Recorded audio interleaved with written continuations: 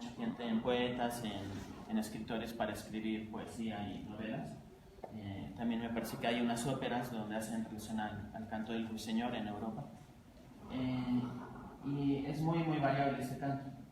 Le podemos aplicar, por ejemplo, a ver si se escucha.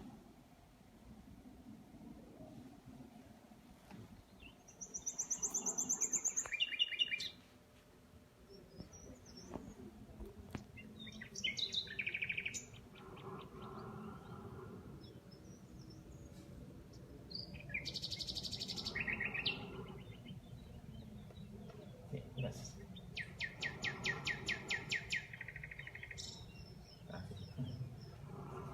Okay. Bueno, está bien hacer sonido para que se imaginen que estamos en la naturaleza escuchando aves. No se van a escuchar así súper fuerte tampoco. Un poco para simular la naturaleza. Otras especies como el gorrión común cantan solo un tipo de canto. Y es un canto más simple que parecería que es como un llamado, algo muy simple.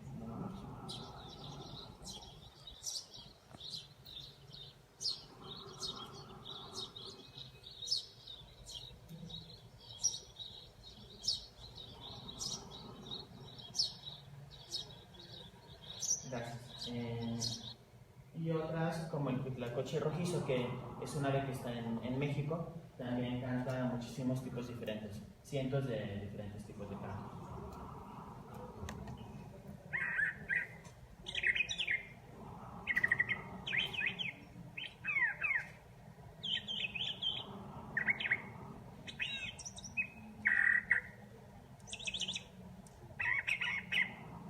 Entonces tenemos una gran variación en los cantos, en las vocalizaciones de las aves. Varían entre especies, pero también dentro de una misma especie puede variar entre individuos e incluso en un mismo individuo pueden variar los cantos a lo largo de la temporada reproductiva, por ejemplo. Entonces los biólogos evolutivos y ecólogos conductuales se han preguntado cómo surge y se mantiene esta diversidad, qué tipo de información comunican este tipo de señales y cuál es la función de estos fenotipos. Una parte importante a la respuesta a estas preguntas es la selección sexual. Sabemos que la selección sexual ha moldeado gran parte de esta variación y de señales complejas en los animales. Sin embargo, no es la única respuesta. Hay otros componentes que también pueden influir en cómo evolucionan las señales de comunicación en los animales. Y yo me voy a enfocar, por ejemplo, otra posibilidad sería que la estructura del hábitat también puede influir en cómo cantan las aves.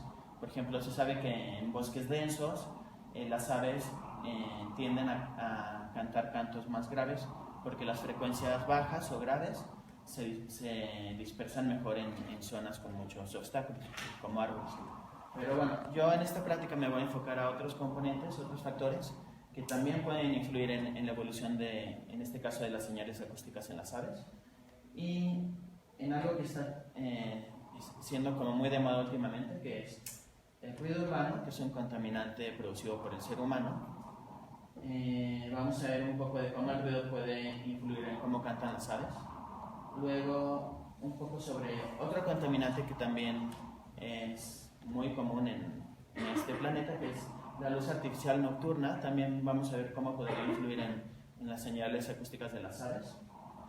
Luego les voy a presentar un caso de estudio que es un estudio que nosotros hicimos viendo el efecto de los dos contaminantes, ruido y luz, en el canto de ave.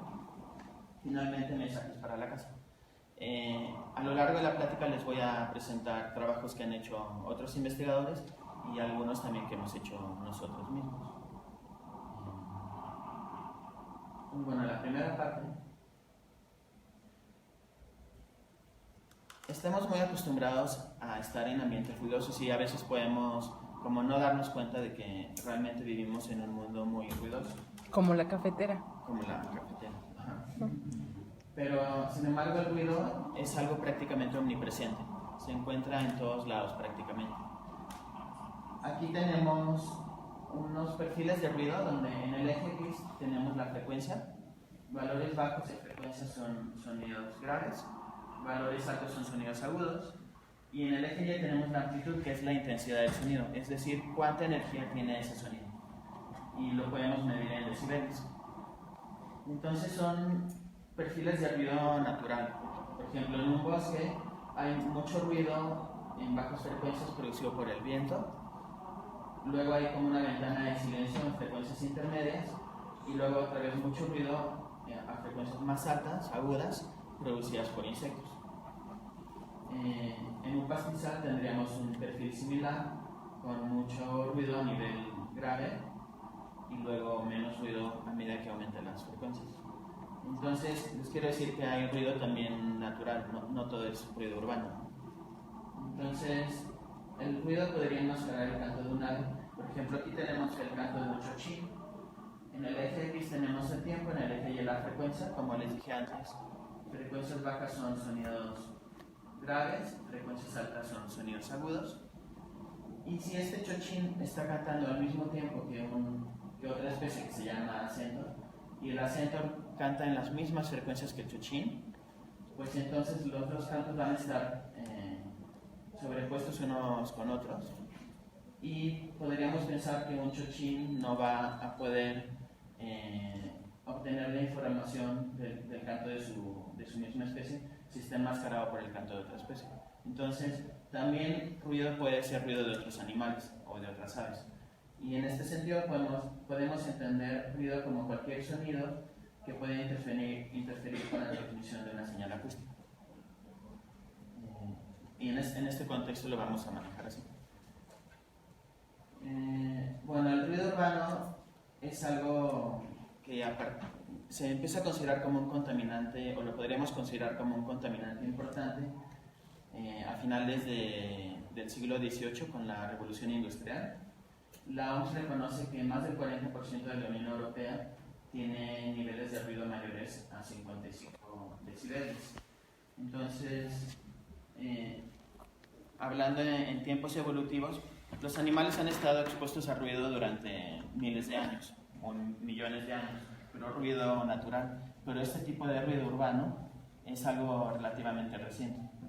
O sea, lleva algunos cientos de años, ¿no? Entonces, le podemos dar clic.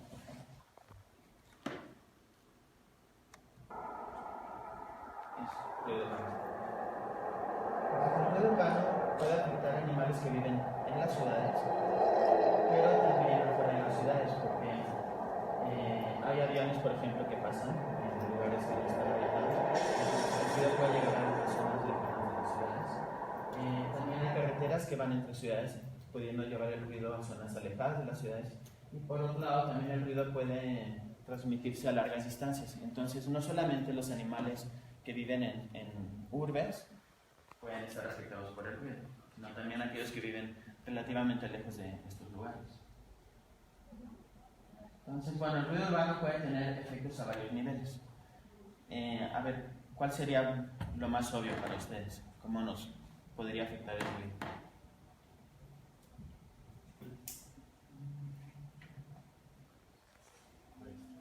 Primero puede ser algo tolerable, después ya puede ser algo incómodo y después algo ya insoportable, digamos, ¿no? Y después algo ya con daños graves, por así decirlo. Ajá, eso suena como que estás hablando de estrés, ¿no? O sea, el ruido urbano nos puede estresar, igual a otros animales.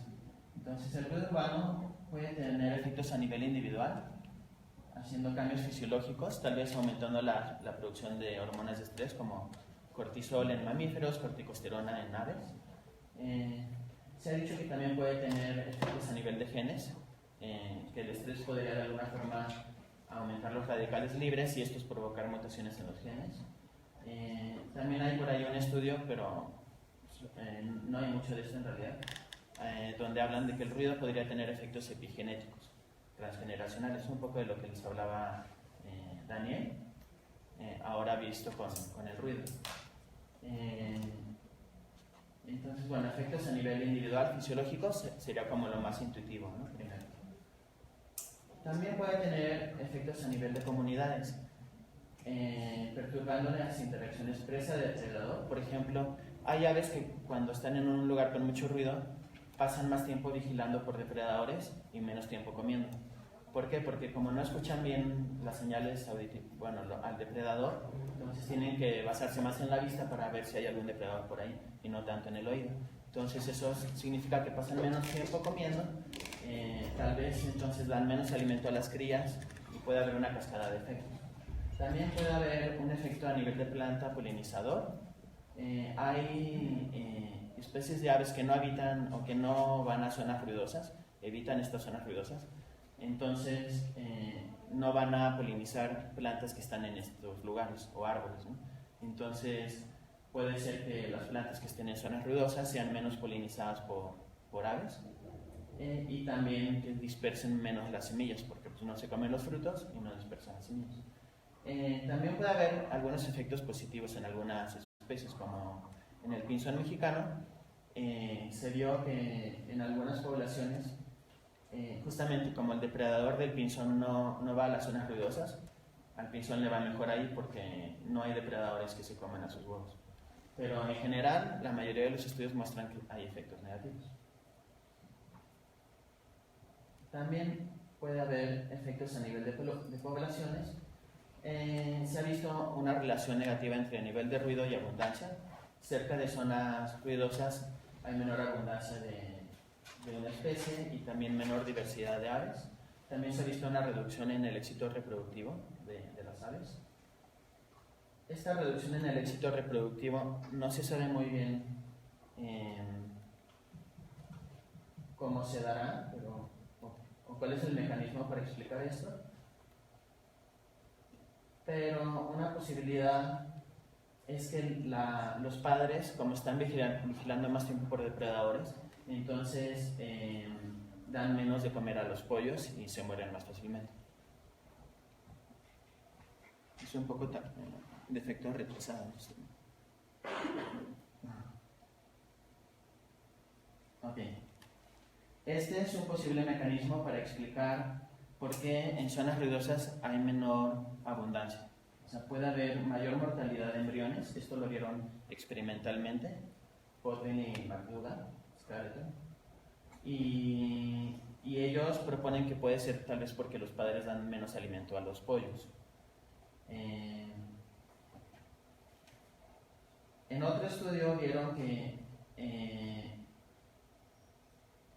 en zonas donde hay mucho ruido urbano, los niveles de glucocorticoides, es decir, de corticosterona, la hormona de estrés en las aves, son menores que en lugares con menos ruido. O sea, contraintuitivo, o sea, lo que no esperaríamos.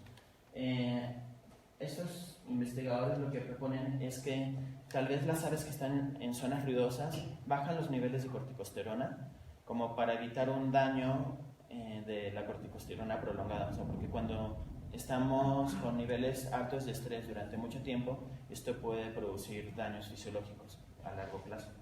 Entonces lo plantean como un posible mecanismo para evitar este tipo de daños. Entonces es un resultado al revés de lo que esperaríamos, pero bueno, eso fue lo que encontraron.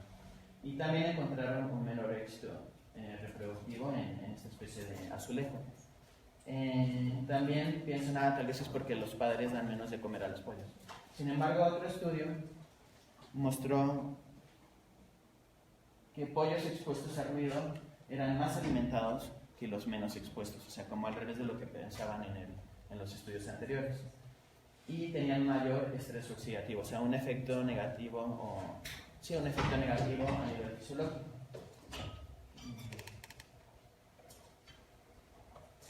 Otra posibilidad es que el ruido enmascara las señales de los padres y las crías. Entonces, cuando un padre va a dar de comer a los pollos, el pollo no escucha bien cuando llega el padre y no levanta el pico para pedir alimento. O por otro lado, si levanta el pico para pedir alimento y pía, tal vez el padre no escucha bien al pollo porque hay mucho ruido. Y entonces la comunicación padre-cría se perturba y eso resulta en que haya una menor tasa de alimentación en las crías. Eso se ha visto con experimentos que no se comunican tan bien los padres y las crías en condiciones ruidosas. Pero bueno, entonces sabemos que el ruido puede enmascarar el canto de las aves. Como les dije, a nivel de padre-cría, comunicación padre-cría, pero también podría enmascararlo cuando un macho trata de atraer una hembra para reproducirse, o cuando un macho trata de defender el territorio de otros machos y también a la larga para reproducirse. Entonces, es relevante preguntarnos si las aves pueden lidiar con el ruido, o sea, si tienen estrategias que les permitan hacer que sus cantos se escuchen más eficientemente en condiciones ruidosas. Y entonces la pregunta sería, ¿cómo puede un ave evitar el enmascaramiento por ruido? ¿Se les ocurre cómo?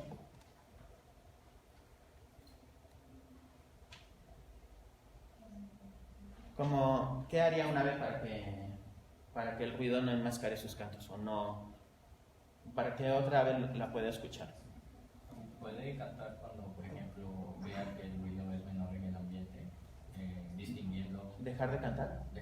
O sea, Sí, distinguiendo tiempos en que hay mucho ruido o hay poco ruido, entonces cantaría más o haría estos sonidos cuando hay menos ruido, y cuando hay mucho ruido, pues se caería. Sí, esa es una estrategia que se ha visto que hacen algunas y la vamos a ver un poco más adelante. ¿Se les ocurre alguna otra? Otra podría ser, por ejemplo, cambiar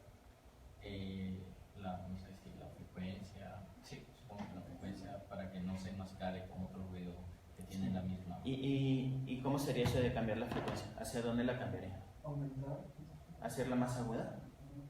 Ajá, ¿y por qué hacerla más aguda? Y no más grave, ¿por qué? Porque hacerla más grave no puede por sus condiciones físicas de que organismos pequeños tienden a tener frecuencias pequeñas y que van en organismos graves. Okay. Organismos pequeños tienden a hacer vocalizaciones más agudas. Ajá. Entonces eso sería una como explicación mecanicista de que fisiológicamente no la puede hacer más grave, ¿no? Ajá. Pero en términos de la función de para qué le serviría hacerlo agudo o hacerlo más grave,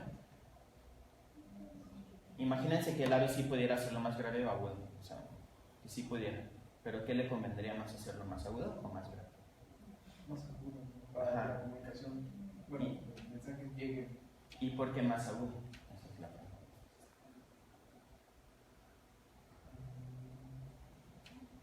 Pues quizá rebase el grado de frecuencia del otro sonido, del sonido que están refiriendo.